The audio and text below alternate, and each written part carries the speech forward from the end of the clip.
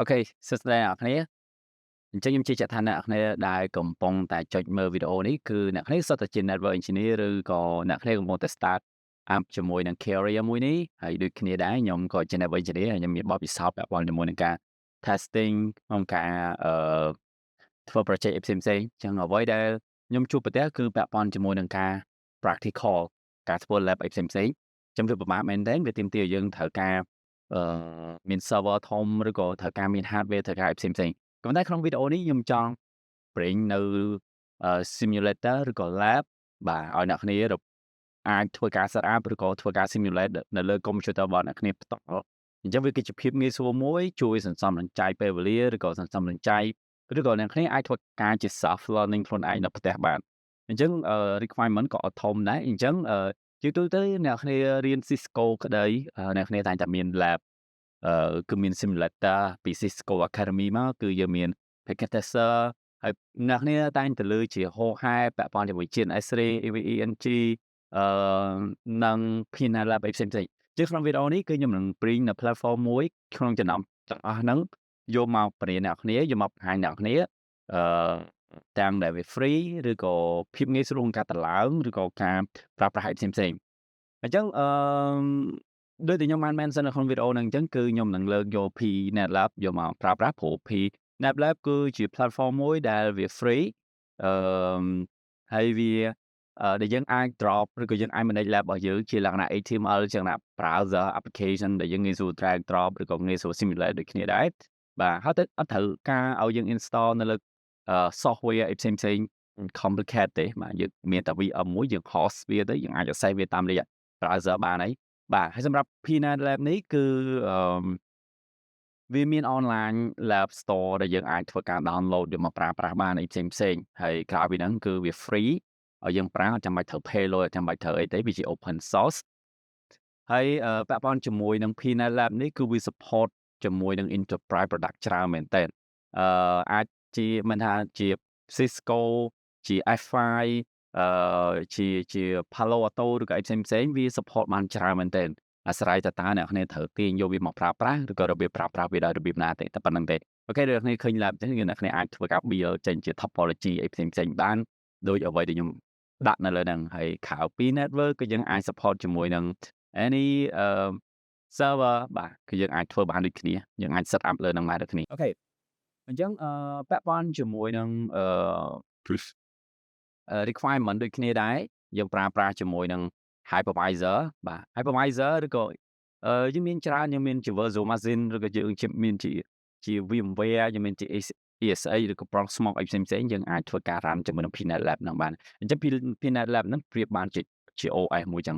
តាមពិតទៅ Peanut Lab ហ្នឹងត្រូវបានembed ជាមួយនឹងUbuntu បាទ Ubuntu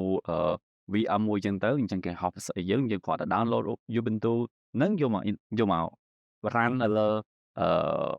VMware ឬក៏ ESX របស់យើងក៏ដីគឺយើងអាចធ្វើការ access ចូលប្រើប្រាស់បានហើយបាទហើយពាក់ព័ន្ធជាមួយនឹងនៅពេលដែលយើងបាន OS ហ្នឹងយកមកប្រើហើយយើងចូលទៅ Peanut ហ្នឹងហើយអញ្ចឹងនៅក្នុង Peanut ហ្នឹងយើងអាចទាញយក appliance ឬក៏ product ច្រើនមែនទែន OS ច្រើនមែនទែនដែលអាច support ជាមួយនឹង QEMU ឬក៏ KVM អីទាំងអស់ហ្នឹងដែលវាអាច support ជាមួយនឹង network device router firewall server អីផ្សេងៗដែលខ្ញុំបាន mention ពី early អញ្ចឹងបាទហើយក្រៅពីហ្នឹងក៏យើងមានជា iOS របស់ Cisco អីផ្សេងៗដែរបាទអូខេអញ្ចឹងពាក់ព័ន្ធជាមួយនឹង hardware requirement សម្រាប់ computer របស់អ្នកគ្នាជា minimum spec អ្នកគ្នាអាចនេះក៏មាន9 core បាទ RAM 8GB hard disk RAM 50GB ក៏ប៉ុណ្ណឹងគឺអ្នកគ្នាអាចធ្វើការ test lab មួយដែលអ្នកគ្នាអាចធ្វើការ build carrier របស់អ្នកគ្នាបានហើយធ្វើ Cisco ធ្វើFortinet អីវាស៊ីតិចទេតែបើអាចថា F5 ឬក៏ Palo Alto វិញវា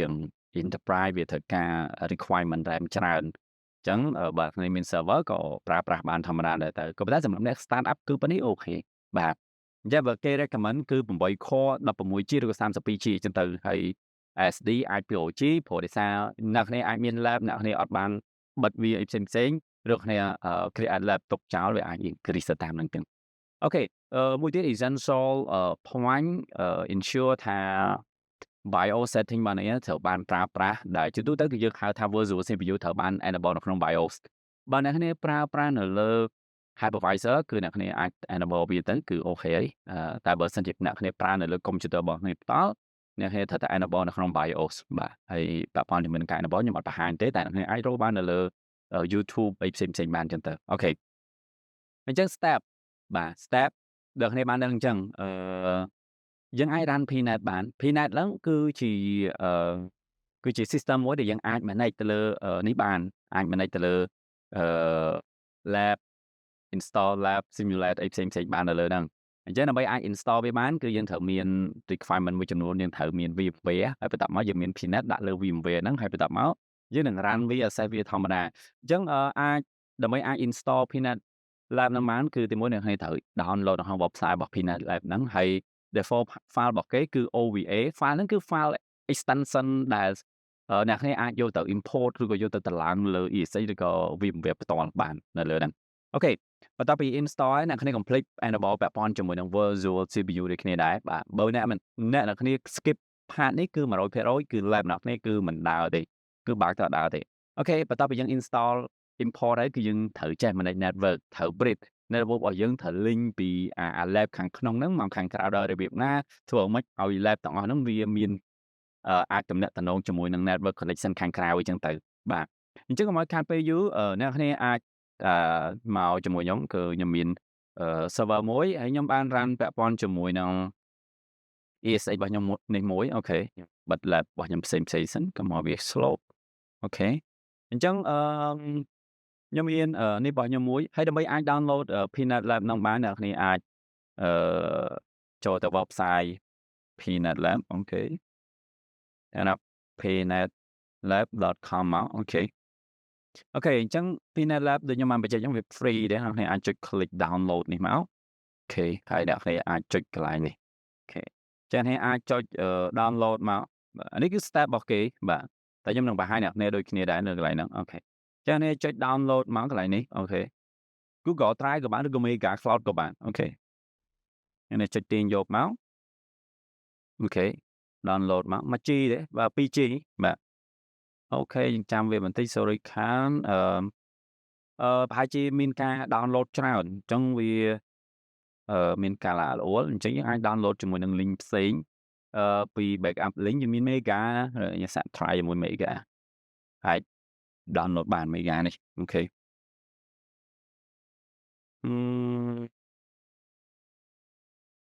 អូខេdown អ្នកគ្រាន់ចុច download ទៅនេះមកអូខេ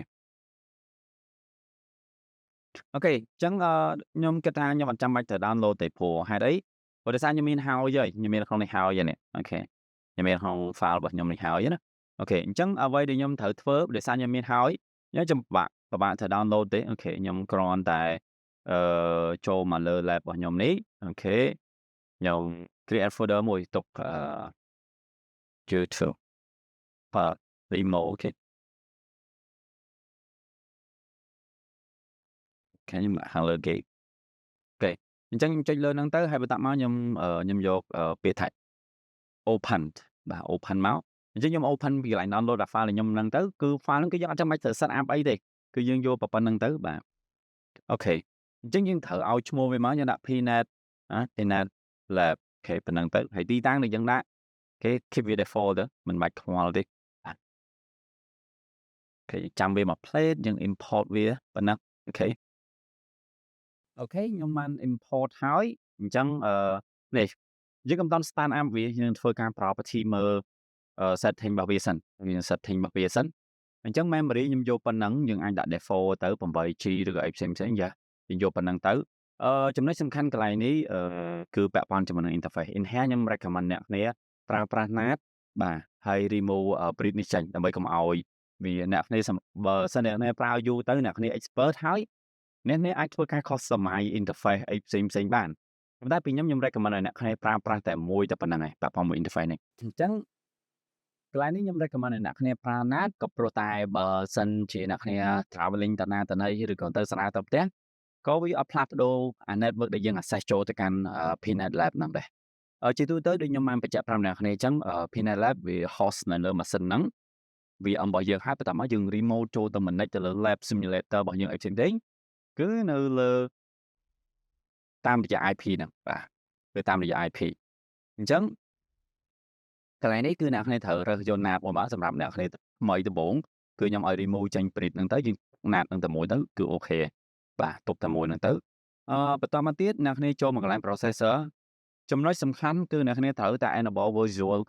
Intel កន្លែងនេះអញ្ចឹងទេគឺ lab អ្នកនេះគឺអត់អាចដំណើរការបានទេអូខេខ្ញុំចុចអូខេមកអូខេបន្តមកទៀតខ្ញុំចុច start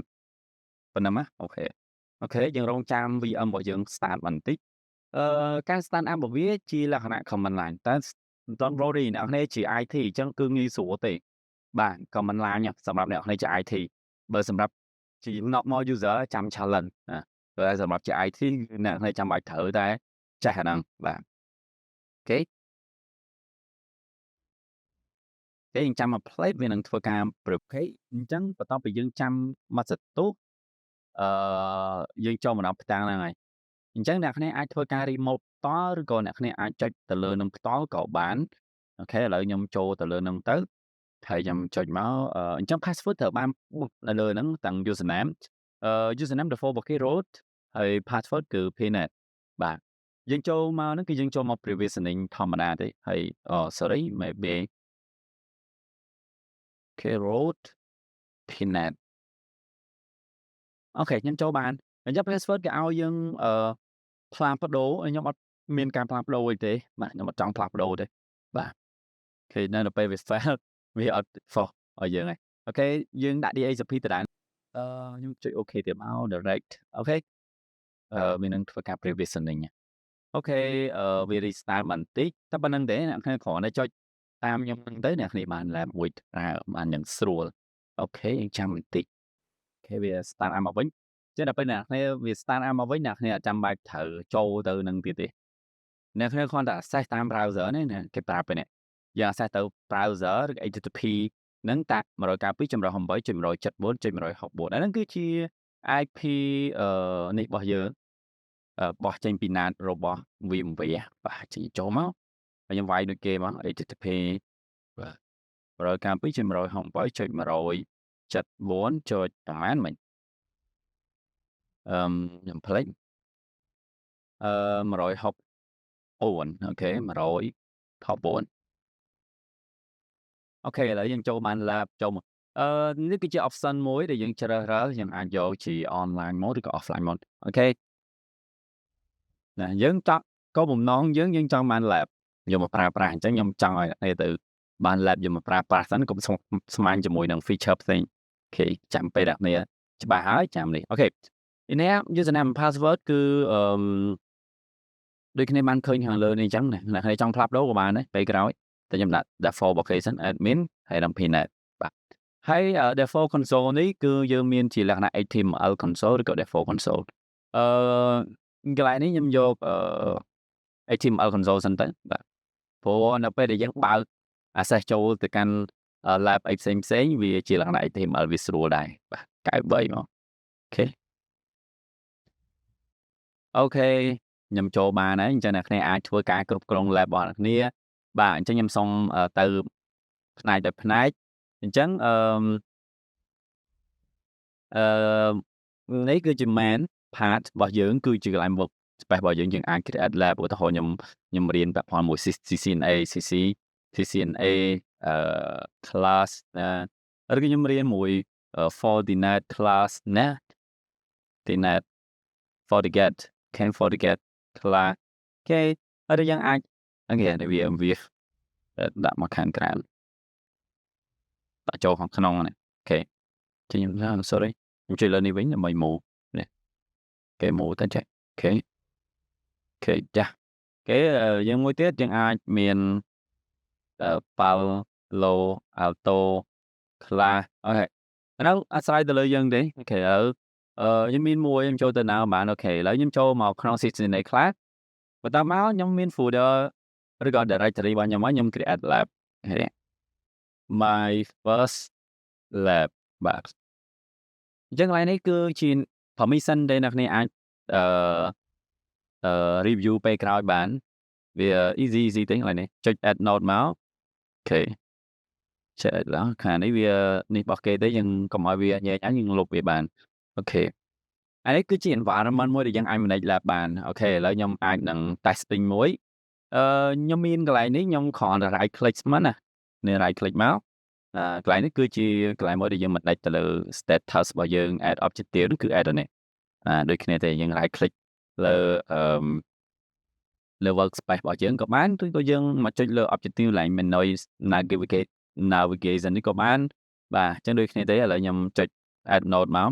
អញ្ចឹងជាធម្មតាពេលដែលគ្នាអត់តាន់បានវា Peanut Lab នេះវាគ្រាន់តែជាសម្បកឬក៏ management console មួយ management application មួយទេ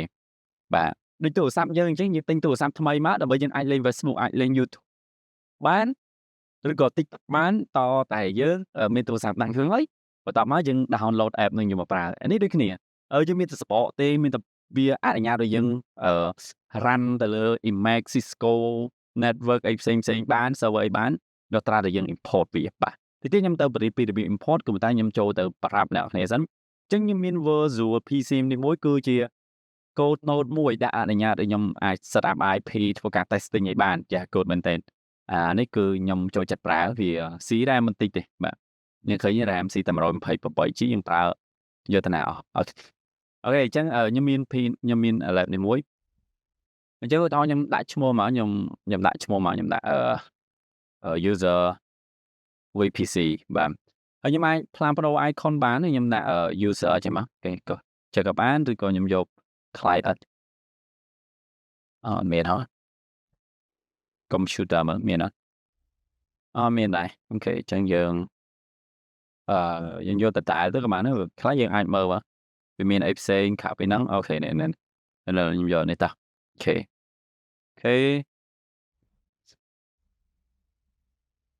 េចូលចុះមកឃើញកន្លែង search នៅក្រោមនេះអូខេយើងបើកវាមកបាទជាធម្មតានៅពេលដែលយើងបើកមកយើងអាចចុចលើវាទៅអូខេនេះ pop up ធម្មតានេះគេហៅអ្នកគ្នាចាំបានទេនៅពេលដែលគ្នា log in ដំបូងនៅលើ Peanut Lab វាទាមទារឲ្យយើងជ្រើសរើស console ជាលក្ខណៈ native console ឬក៏ HTML អញ្ចឹងអានេះដល់ពេលខ្ញុំជ្រើសរើសយក HTML វាចេញបែបហ្នឹង terminal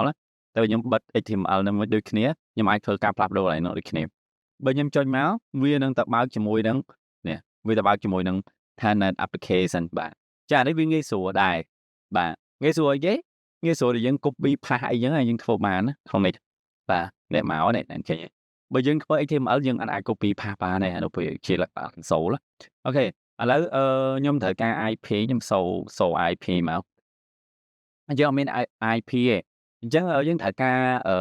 ដូចជា gateway មួយដើម្បីជាអ្នកបោះ IP ឲ្យហើយ gateway ហ្នឹងគឺយើងយកចេញពីNAT របស់យើងនេះអញ្ចឹងដល់ពេលយើងយកចេញពី NAT ហ្នឹងគឺយើងអាច ping គ្នាស្គាល់ជាមួយ computer របស់យើងអីបានណាអូខេអញ្ចឹងខ្ញុំយក network មកnetwork ឃើញច្រើនទេតែចង់និយាយថាវាមានតែ network 2តែ2ឯងដែលដើរទី1គឺ cloud NAT ទី1គឺ management ទីនេះមកយល់អូខេ cloud NAT in here គឺជា IP NAT ដែលយើងបាន add ចូលទៅលើ VMware មុនហ្នឹងនេះនៅលើនេះអូខេខ្ញុំ right click កន្លែងនេះមកបាទអានេះគឺជា NAT អញ្ចឹង NAT ហ្នឹងគឺជា cloud management ហ្នឹងហើយគឺជា IP cloud management ហ្នឹងហើយអញ្ចឹងមិនថានៅពេលដែលយើង add នៅពេលដែល client របស់យើងទទួលបាន IP ហ្នឹងគឺបាន IP ក្នុង rank នេះហើយ IP នៅក្នុង rank ហ្នឹងគឺវាស្គាល់មួយ computer របស់យើងអាច communication គ្នាបានធម្មតាឧទាហរណ៍ខ្ញុំដាក់ISP management GMT ចឹងទៅអូខេឥឡូវខ្ញុំទាញចូលមកខ្ញុំទាញចប់គ្នាមកអូខេខ្ញុំខ្ញុំដាក់ DHCP អូខេ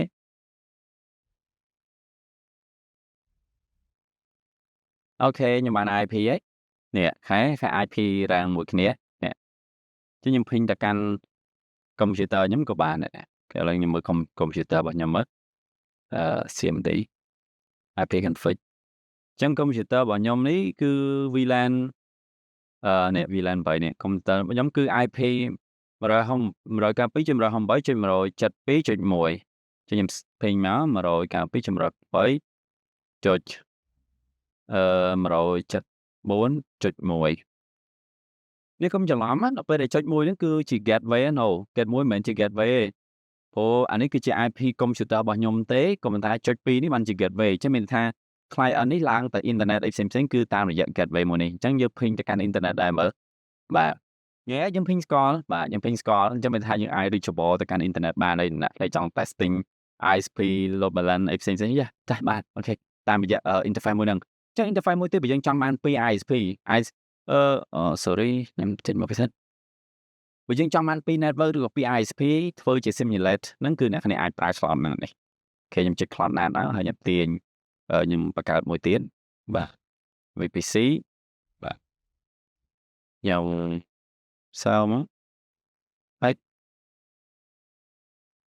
ខ្ញុំ start ទី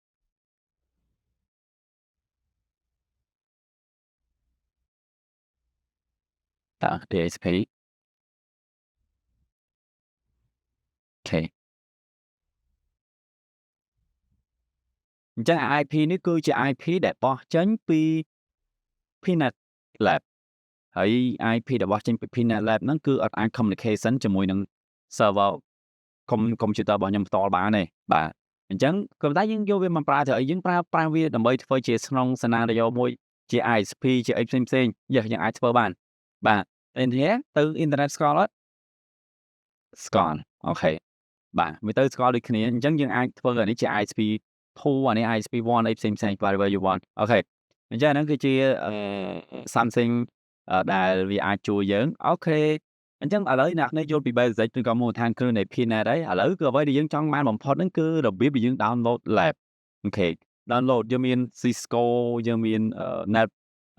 Fortinet អីផ្សេងៗទៅយើងត្រូវតេស្តមិនអូខេអញ្ចឹងកន្លែងនេះគឺងាយស្រួលទេខ្ញុំលុបនេះចេញវិញកុំឲ្យអញអូខេកន្លែងនេះគឺអ្នកគ្នាអាចនេះបាននាងគ្នា following step របស់ខ្ញុំមកខ្ញុំមាន guide អូខេអញ្ចឹងguide គឺងាយស្រួលទេគឺពីមុនបើពីលើពីជំនាន់មុនពេលដែលមាន IC tool នេះគឺយើងពិបាកមែនទេគឺយើងត្រូវ download គឺយើងត្រូវរក image របស់ Cisco Palo Alto Fortinet ហើយផ្សេងយើងទៅរកហើយបន្ទាប់ពីយើង download អាហ្នឹងហើយយើងត្រូវមាន tool មួយគឺ WinSCP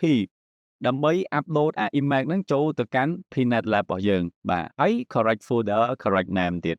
with too much complicated អញ្ចឹងហើយនៅពេលដែលយើង add អាហ្នឹងបញ្ចូលហើយគឺយើងត្រូវ run permission ទៀតវា messy វាញ៉ៃញ៉ៃដោយរូបភាពដែលខ្ញុំបង្ហាញអញ្ចឹងក៏ប៉ុន្តែអ្វីគ្រប់យ៉ាងត្រូវបានដោះស្រាយជាមួយនឹង single command បាទអានេះគេហៅថា tool IC tool កន្លែងនេះអញ្ចឹង single command កន្លែងហ្នឹងគឺមិនពិបាកទេគឺអ្នកគ្នាគ្រាន់តែ install IC tool នេះនៅលើPnet របស់យើងមកបាទគ្រាន់តែគ្រាន់តែ install ហ្នឹងគឺយើង install តាមរយៈcommand line ទេពិបាកមែនអត់ពិបាកហេតុជឿខ្ញុំអូខេអញ្ចឹងរបៀបដែលយើងអាចធ្វើបានគឺយើងត្រូវ install សិនអញ្ចឹងអានេះគឺជា step ក្នុងការ install អញ្ចឹងខ្ញុំមាន instruction របស់ខ្ញុំនេះមួយអញ្ចឹងងាយស្រួលអ្នកនេះ copy command នេះទៅដាក់ step by step ទៅលើPnet Lab ហ្នឹងទៅគឺអូខេក៏ប៉ុន្តែនេះអ្នកគ្នាត្រូវចូលមក copy path អត់បានទេឆ្លងបាទឆ្លង VM អត់បានទេប៉ុន្តែ easy ទេអ្នកគ្នាអ្នកគ្នា remote ចូលទៅអ្នកគ្នា remote ហើយ remote យើងប្រើ putty មក SH មកsorry putty មានទេដូចជាមានអូខេមានឬយើង remote ចូលតាមនេះហ្នឹងធម្មតាទេសម្រាប់យើង IT ប៉ុណ្ណឹងខ្ញុំគិតថាពិបាកទេ A74.164 អូខេaccept certificate មកអូខេខ្ញុំយក root password គឺដែរទេពី net យើងចូលអូខេបន្ទាប់ពីយើងចូលបានហើយអូខេយើងចូលបានហើយដូចគ្នាជាមួយនឹងលើVMware ដែរអញ្ចឹងកន្លែងនេះគឺងាយស្រួលទេគឺអ្នកគ្នាគ្រាន់តែធ្វើតាមខ្ញុំមកនេះទីមួយគឺគេឲ្យយើង ping ដើម្បីធ្វើការ testing ទៅលើនេះទៅលើconnectivity តែប៉ុន្តែយើងធ្វើហើយតែវាអត់មានអីយើងគ្រាន់តែ test តាមគេទៅអូខេអញ្ចឹងបើថាយើងអាច run command បន្តបានទៀតទេអញ្ចឹងបន្តមកគឺយើងត្រូវ remove អាចចាស់បាទ remove IC ដែលមកជាមួយនឹងPnet ហ្នឹងចាស់ version ចាស់អញ្ចឹងយើង remove វាចេញបាទ អូខេបន្ទាប់មកយើង download សារឡើងវិញអូខេខ្ញុំចុចខ្ញុំមើលសិនផ្លូវវាបាត់ copy អូខេខ្ញុំអត់ចាំទេខ្ញុំអត់ចាំខ្ញុំត្រូវការ copy អូខេហើយក៏ខ្ញុំអត់ត្រូវការឲ្យខ្ញុំទៅទិញឲ្យចាំដែរបាទផាសចូលទៀតមកអូខេវាចាប់ដើម download ទេនេះឃើញទេ easy ចឹងហើយមកដល់កន្លែងនេះគឺអ្នកគ្នាត្រូវតាមខ្ញុំទៀតមកអូខេយើងចាំវាប្រហែលជា5 second វាចាប់ដើម install ហើយបាទកន្លែងនេះគឺធ្វើមិនយើងបាន tool នឹងយកមកប្រើហើយបន្ទាប់ពីយើង install tool នឹងហើយយើងអាចប្រើប្រាស់ tool ហ្នឹងទៅdownload image បានហើយបាទអូខេខ្ញុំចាំវាបន្តិច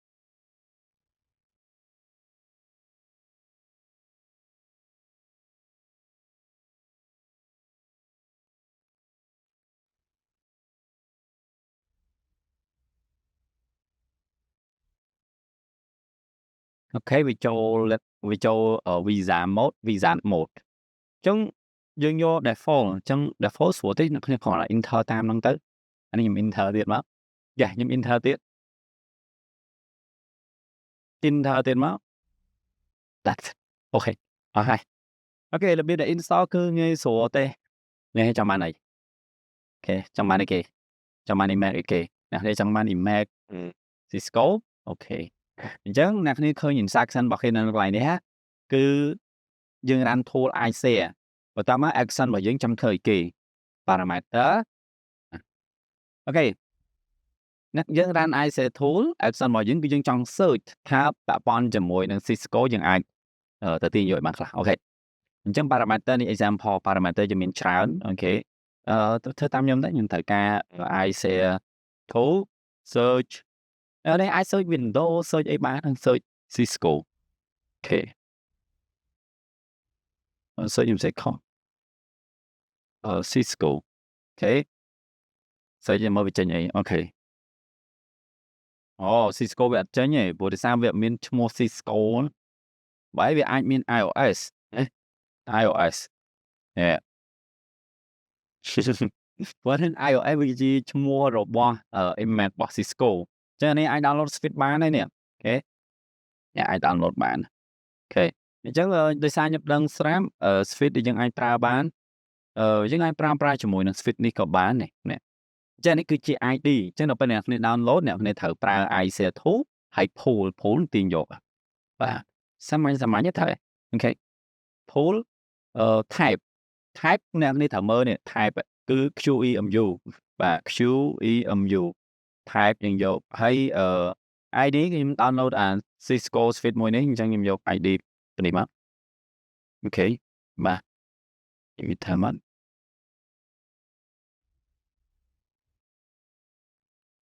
ពេល download បាន AC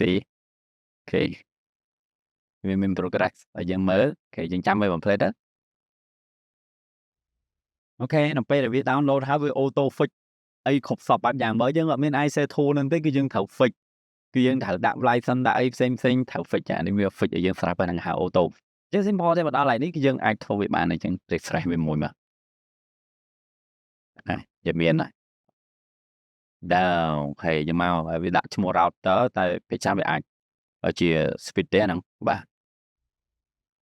តែ speed layer 3អាហ្នឹងបាទហ្នឹងដាក់ speed មួយមក CS CrossFit L3 អញ្ចឹងទៅឬក៏ L2 បាន CrossFit ធម្មតាទៅអូខេ start មើលអូខេឃើញបាទអូខេ start ទៅនេះដូច maintain ចឹងអាហ្នឹង speed maintain ណាអូខេមកនេះ boot តុប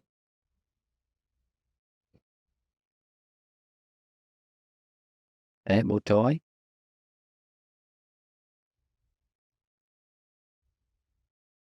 គឺចាំវាបន្តិចទៅវាចូលហើយយើងមាន suite ផ្សេងទៀតដែលអាច high performance ហើយស្រួលតេស្តខ្ញុំប្រហែលជាមានវីដេអូផ្សេងទៀតគឺពាក់ព័ន្ធមួយហ្នឹងអូខេអញ្ចឹងម្លងពេលដែលវា start up យើងទៅ download router តែក្នុងនេះខ្ញុំអត់ download router ខ្ញុំ download Fortinet ដើម្បីយកមក testing អូខេអញ្ចឹងខ្ញុំ search មក iShare tool search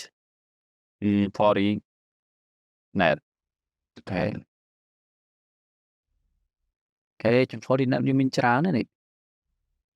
វាមាន ATG FortiGate ខ្ញុំយក version ទាបព្រោះដោយសារ version ទាបខ្ញុំអត់ចាំបាច់ត្រូវដាក់ license ទេអញ្ចឹងនេះគេខ្ញុំ select នេះទុកចោលទៅខ្ញុំវាយពី iShare អូ whole type sorry type whole QEMU បាទ type ហ្នឹងហើយបើដាក់មកយើងដាក់ ID របស់យើង install អូខេនេះឃើញទេមកនេះ version Fortinet version នេះលឿនក៏เลยយើងមកមើលនេះវិញមកហើយណាវាបិទឲ្យ slow នេះពេលខ្លះemail ខ្លះវាអត់ដើរណាemail ខ្លះវាអាចនឹង stack អីផ្សេងៗអញ្ចឹងតើយើងរកមើលដែរតើយើងចំណាំថា email ណាដែល stable នេះតែប៉ុន្តែខ្ញុំមាន email មួយដែលខ្ញុំប្រើបរិញ្ញាផងខ្ញុំអីផងវា stable ជាងគេតែខ្ញុំភ្លេចឈ្មោះចាំមកខ្ញុំរកចាំខ្ញុំដាក់ក្នុង description ឲ្យអូខេឥឡូវខ្ញុំធ្វើហើយឥឡូវខ្ញុំអានេះទុកចោលបើខ្ញុំអូខេឥឡូវខ្ញុំមានយើង refresh page មួយសិនមកណាអូខេខ្ញុំ download ហើយហ្នឹងនេះខ្ញុំស្រួលទេនៃ Fortinet អូខេ version ប៉ុណ្ណេះមកខ្ញុំចុចមកអូខេអញ្ចឹងខ្ញុំបញ្ចប់ចេះមកបាទមួយ port លេខ1មកហើយខ្ញុំ stand up មកបាទអូខេតាមមកខ្ញុំចូលមក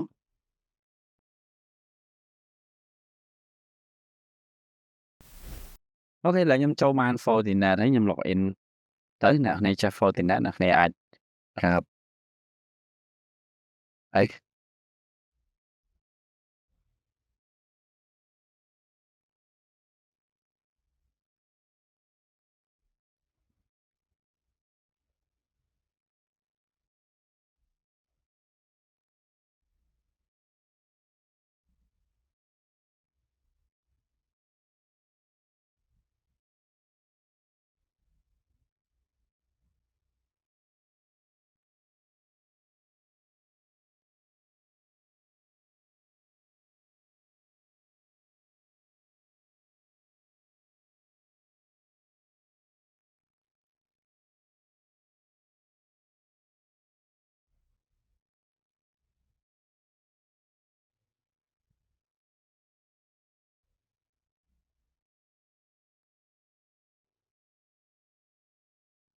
អូខេខ្ញុំបាន IP នេះ IP នេះវា access បើខ្ញុំបាន IP នេះ174 165អូខេ